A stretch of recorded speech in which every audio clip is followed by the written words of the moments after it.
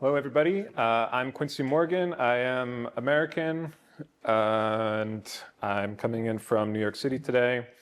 And I'm going to answer the big question, are we okay?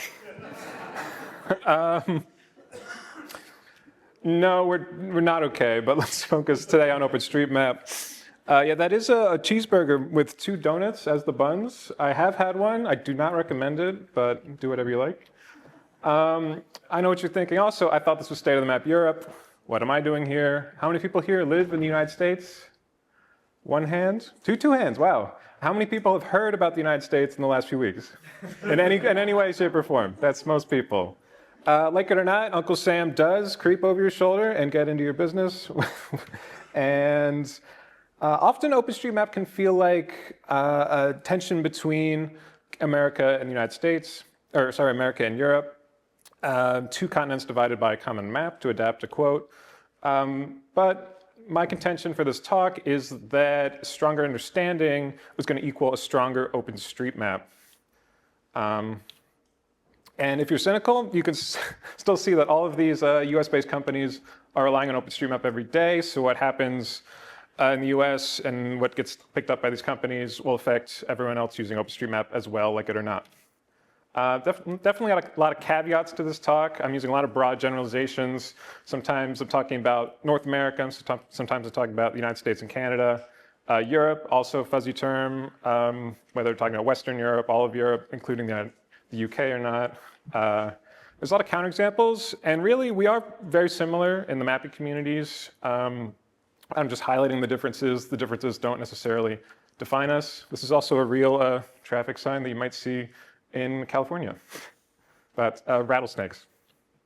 The first point I want to press is that the US has a somewhat late start to the game in OpenStreetMap. This was a talk given by Ming Nguyen, American mapper at State of the Map 2019 in Heidelberg. You can go back and watch it if you like. And it says 12 years, this is in 2019, so if you take it back, he's pegging the original date of OSM in the US to about 2007. When the project actually started in 2004. The reason for that is that we did a giant import of all of our government road data into OSM at this time period. I love this GIF. He has the same GIF in his presentation. So it looks like the map's done. We don't have to do any more. But as you know, we do a lot of cleanup. So we added Tiger reviewed equals no to all the data. And this is the current data that still needs to be reviewed as of yesterday. So we're not quite done yet, but this doesn't mean that we haven't done mapping. It just means we have not been deleting that tag after the import. This is a really cool tool, actually, called Tiger Map, where you can zoom in and QA all the data and see what still needs to be mapped. Some mapper in Utah wanted to do a lot of data there, but other states have still needs to be systematically gone through. This is a new tool, so hopefully it'll help improve the coverage of this tag. Key takeaway, the US started later, and because of the different circumstances that we grew up among, there's a different legacy of the map and the culture there. The map is very much far from complete, and there's a lot of experimental tagging that's happening, which we can get into later. A second point, a lot of different cultural context and norms between the 2 OSMs. For instance, here are a bunch of features that have different meanings in US English versus British English, but we still use these terms. They just mean different things. I mean, high-speed rail means what it means, but the definition of, we think 125 miles per hour is pretty fast, but not so much elsewhere. There's a lot of features that you'd only see in the US or you might only see in certain European countries. You can correct me, I don't know if you have these here. This is a parking spot that's reserved for veterans. Not legally enforceable, but some businesses would have them. A drop box where you can put your used American flags so they can be burned in a sacred and patriotic ceremony by a public interest group. This is a drive-through daiquiri spot in Louisiana. A daiquiri is a rum-based drink, and you can drive up and get a cup of it. But if they don't put the straw in, then it's not an open beverage, so it's legal. And there's a lot of things that we might take for granted that differ from place to place. Does the government own all land in a national park? In Europe, there's a lot of parks where no, there's a lot of mixed property ownership. and the designation can mean a different thing than it does in the US, where it's a highly protected sort of natural area that the government owns. Are pedestrians allowed on a bike path that looks somewhat like this? I believe in Europe this usually means no, because you'd have a separate pedestrian path for safety reasons. In the US, typically yes, it all gets mixed together because we don't have a lot of pedestrian infrastructure. Can I get there by walking, cycling, or transit? In Europe, at least in Western Europe, yes, definitely yes. And the US, good luck. This is Columbus, Ohio, a city of over 2 million people that has no rail transit of any kind. There's 6 cities of over 1 million people in the US that don't have any intercity transit. I mean, rail transit, they have buses. So yeah, we all operate in different contexts. Our normal is not someone else's normal, and different places have different mapping needs. And if you look at a feature in OpenStreetMap and say this tag implies this other meaning, such as a cycleway saying that foot equals no, then that might not carry into other contexts. But if we all assume good faith, then hopefully we can get through a lot of our miscommunications. I think actually the most important thing next to that is the US has a very low density of mappers relative to the amount of space. This is just basic area and population, almost exactly the same area if we include Alaska for the United States, but much lower population density, about half. If you haven't seen a map like this, it shows a lot about the development of the US. Once you get past the 100th meridian, there's very little water in agriculture, so therefore there's very few population, except for a few urban centers, and on the West Coast there's more population as well. These are real signs. This is not exactly uncommon to see cities or incorporated places with populations of just a few dozen or less, or to see highways that don't have any services, gasoline for hundreds of miles. There's actually one in Canada I drove that is 410 kilometers between gas stations, and that's on a paved provincial road. But to get specifically to OpenStreetMap, we just saw the great talk on state of the map of Germany. This is, in the last year, I've seen 40,000 different contributors based on the awesome stats, which there was also a talk on at the conference. In the US, we actually had fewer contributors over that time period, but more edits. And I think this is the most important slide to see that in Germany, each user would be responsible for about 9 square kilometers of the country. And in the United States, that same statistic would be 265 square kilometers. And the average user is making about twice as many edits. This does include automated edits and imports and such as well, so keep that in mind.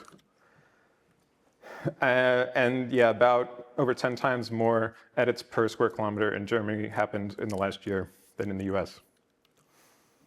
So this is a neat tool to help incentivize mapping in small towns that haven't seen a lot of it. Really, a lot of towns haven't been mapped at all in many years. This bot on Mastodon will spit out a new town every day that thinks might need mapping, and then someone might go map it. This looks like this mapper is actually based in Germany who did this change set. So we do have mappers that come from outside the US to map in the US. A great example is Attila Kuhn, who lives in Hungary, but has mapped a lot of the forest land cover in West Virginia. He just finished that state, and now he's moving on to Pennsylvania. I don't think he's even been to West Virginia, but he couldn't do this type of mapping in his own country because the land use is different, so he wanted to do it here. Yeah, so we have a greater reliance on different types of mapping compared to just local mappers doing their local area. We have more automated edits, different tasks, different tools. A lot of people do passion projects, so they might end up saying, I want to map, I don't know, a trail in every national park and go around and do something intentional, even if they've never been to a lot of the places they're mapping. And a lot of cities have regular OSM meetups at the moment, which is a little sad. We used to have more, I think. But a great counterexample is Map RVA in Richmond, Virginia. Not even a top 10 population city. Definitely top 10 city in my heart because of all the mappers there. But they started at State of the Map US in Richmond. They realized they had a bunch of mappers in their community, and they have a lot of their own projects going on. And they're even talking to the city planning board on how they could improve the data in their city. So we hope to replicate this example in more cities in the US. Another thing that's a lot different in the US is surveying can be really hard. This is my impression of a traditional European-style mapping party. You go on a walking survey, maybe with some of your friends, and they hit the pub. I don't know if anyone here is in these photos. I got them on Wikimedia Commons. And this sounds really fun. I don't actually know when you do the mapping. Is it when you're walking, you take pictures? I don't see any computers here, but this sounds great. In the US, I don't know if you've been, but a lot of our cities look like this. And you could walk around there, and you would end up here at the trauma ward for a variety of reasons. That's a joke, but also kind of true. And there's a lot of photos I took in a local park. So it's really a very small area, but it's doable. But it's not really scalable. This is a quote from one of the OSM mappers, or sorry, the US mappers, talking about how if you go out and map in an area without a lot of pedestrian traffic, people are going to look at you funny. And honestly, if you go out in a corporate regalia, if you wear a shirt that says you're from a survey company, people will give you more slack than if you're just a random person. These are real signs in the US. Violators will be shot. This is actually somebody who was out on a survey and saw this sign in a pretty urban area. It's probably not going to happen, but it could. And these posted signs you see everywhere that designate that if you go in that property without permission, then you're liable for prosecution. And even worse. The question was, is there a tag for these signs? Basically, if it says access equals private, you take your life in your hands. These are all of the states where if you feel threatened by somebody on your property, you're allowed to shoot them. All of the green ones. It would be a stretch to say that someone was threatened by mapping, but stranger things have happened. So yeah, takeaway, surveying doesn't scale too well in the US, at least in terms of foot surveying, walking around. There's really too much area to cover. There's cities that are hundreds of square miles, or metropolitan areas that would take so long to cover by foot. Thousands of miles of sidewalk in the same city. Little access to private property. If you try to go by train, often there's not trains to map from.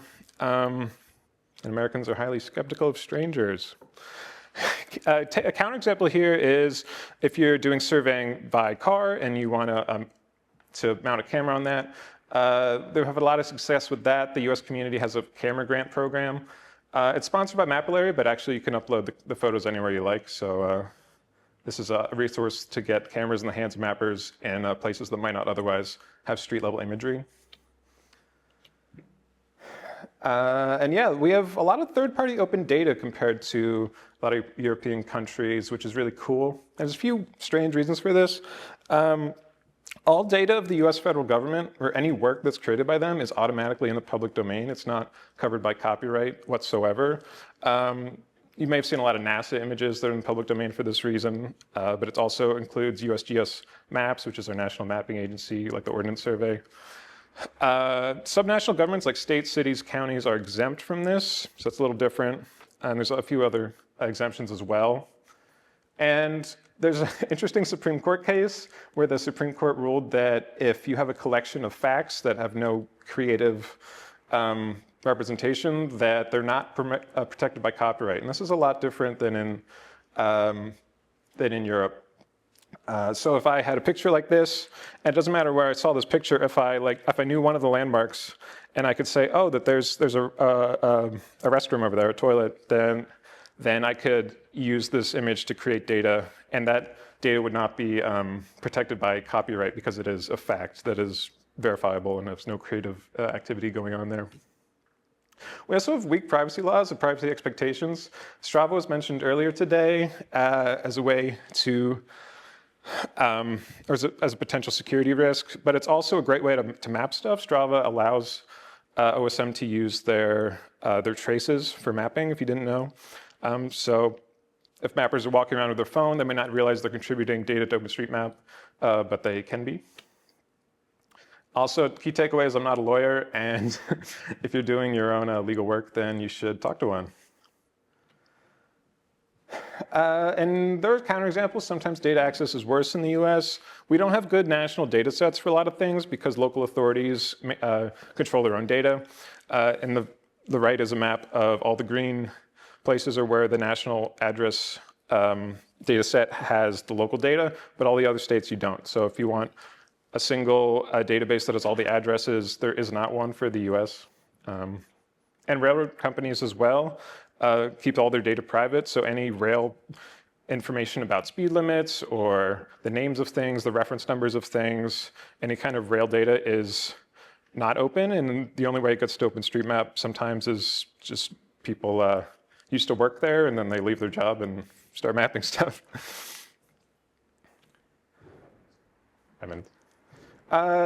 Next key point is good imports are pretty widely accepted, I'd say, compared to Europe. What does good import mean?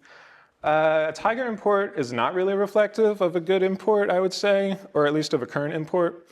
Modern imports are a lot smaller in terms of scale. They usually don't have a national implication. They definitely require conflation with existing OpenStreetMap data. They don't. We can't have buildings being imported on top of buildings, for example.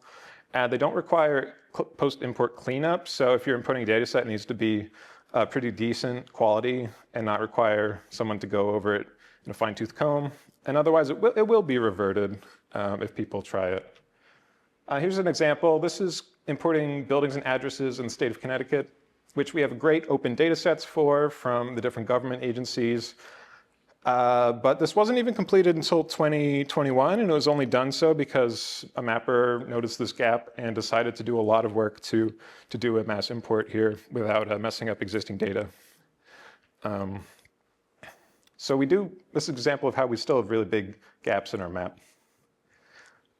This is a cool project from Rob Savoy, who is a forest firefighter in the Western US. And he maps all of these national forest roads, which is a major part of the road network in the Western US. And he's created this workflow for comparing what's in OpenStreetMap to what's in the official data sets and creating an OSM change file that he can put in JOSM and tweak a little bit and upload, so you're only getting all the improvements and all the new attributes without messing up the center lines that are in OpenStreetMap, which are usually a lot better than what's in the official data. So we're still trying to fill a lot of gaps. We have a lot of free data sets. And the important part is that we're saving thousands of hours or even tens of thousands or hundreds of thousands of hours of work that could be deemed redundant because a national or a local state government has already done that. And we do believe perfect is the enemy of good, that good enough is good enough, and then we can fix it later, as long as it's not just straight up bad data. And the final point I want to leave you with is that in the US, we have a more professionalized support organization for supporting mappers in the form of OpenStreetMap US, which is the nonprofit that runs our State of the Map US conference. Unlike a lot of OpenStreetMap orgs, there is employees. There's an executive director and a number of paid staff members. They're governed ultimately by the membership, which is elected, which elects a board, which hires the staff. So it's still run democratically. But this way, people are able to give their full time to doing a lot of the support mechanisms to support mappers and projects. This slide looks really boring, but it actually shows you a lot about what the organization is doing. They run their own working groups that are outside of the OpenStreetMap Foundation working groups, or I'd say in addition to, specifically for things that are of interest to the US community. So I'm saying we because I used to work for them until recently, but I'm no longer working for OpenStreetMap US.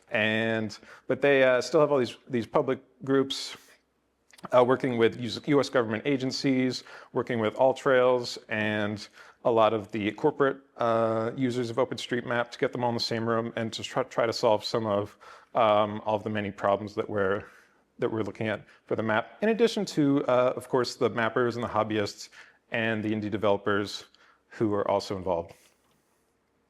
So the pedestrian working group is one of these examples, and they're creating mapping guidelines for US footway networks.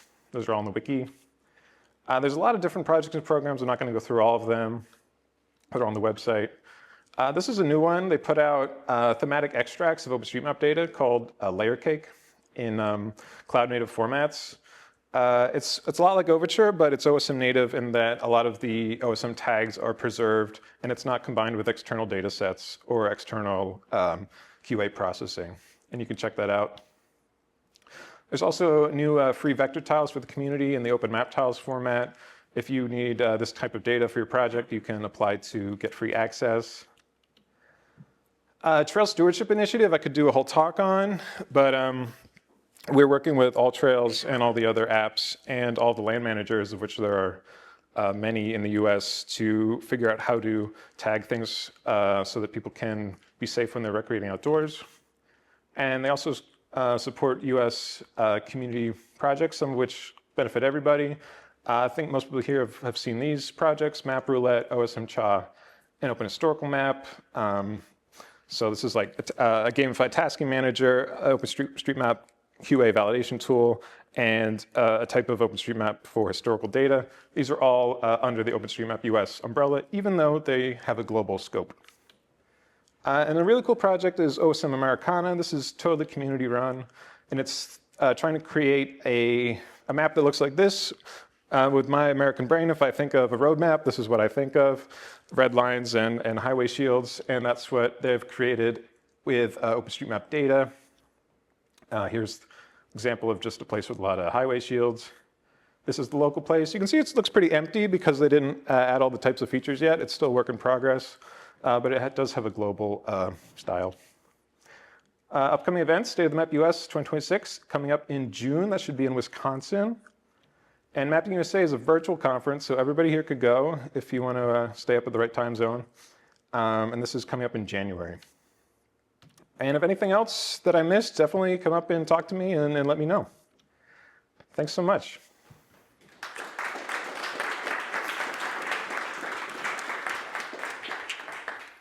Thanks very much indeed. It was a really fascinating run through. Lots of things happening, and more positive than we perhaps have been thinking of before the start of the talk. So thank you. Can I invite questions, please?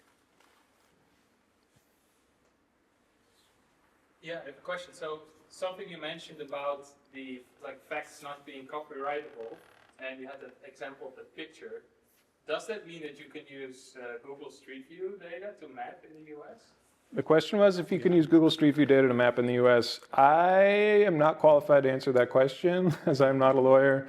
I believe it's a violation of Google's terms of use, which is different than copyright laws, so you might get kicked off of Google if you do that. Right. So what do you think are the biggest gaps? You said the map is, well, all of it is still empty, but do you think there's like a specific theme in the States which is like clearly behind what we have in Europe? Because like I work at Mapbox, and like I think our user base is pretty split, like 50-50, like on both continents. And I feel like we get much more quality feedback from Europe than from the States. I don't know if it's just what I see, but like I don't see as a data user like US data quality being far behind. But how do you see? Like, is there a specific theme like roads or something? Yeah, the question was about which gaps are missing in the US versus Europe, especially in the context of Mapbox. I actually think a lot of the road data is very good, and a lot of related data that corporations use is very good, because a lot of corporations do a lot of mapping in that area, organized mapping.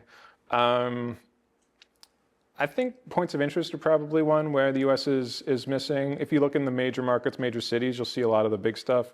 And a lot of small towns or even smaller cities, there's a lot of gaps in terms of what people are adding to the map. I think I believe there's a lot fewer users of OpenStreetMap on a day-to-day basis through apps. At least for people that know they're using OpenStreetMap. They use it certainly through other apps, but most people will turn to Google Maps or Apple Maps because they're actually pretty good in the US. In a lot of European countries, I've heard that Google Maps is not a very good map to use. I have a question, and coming from my background in the university sector, one thing which I would see has developed better in the US than here, is the idea of local chapters of mappers based in universities, particularly around geography programs. Have you noticed in any of your analyses of data the impact of the effect of chapters? Mm-hmm. So local university mapping, it's still going on. I think it's fallen off in the last few years, especially since COVID. And when people graduate and like institutional knowledge is lost is a common problem. So I think among some universities, there'll be like mapping days, or some people get into it. But in terms of like a sustained community that's specific to OpenStreetMap, I don't see too many of those. There's certainly GIS departments that'll use it on occasion. But I wish we could sustain more of those going forward. Yeah. Yeah, you mentioned there's a lot more data imports. So just wondering if you came across other examples of like data imports, automation, AI being used. Any examples or any thoughts on that? Question about automation AI with data imports. I don't know of any that have been done specifically using AI. There's the Rapid editor, which a lot of people are familiar with, where they've used AI to detect features, and then people can verify whether or not they're real features when they're importing them one by one, sort of manually. But I think we're still a little bit away from that, and there's definitely hesitation in the U.S. We're not import crazy. We just try to see good data and get it in the map without doing minimal work. Any final questions? No. Okay. Well, thank you again to Quincy. Thank you to all the speakers in this session. I think it's been a terrific session, and thank you, Paul, for sticking to time. That's made my job a bit easier. There are now refreshments back through. We had lunch before the final session of the day. So thanks again, everybody. Thank you.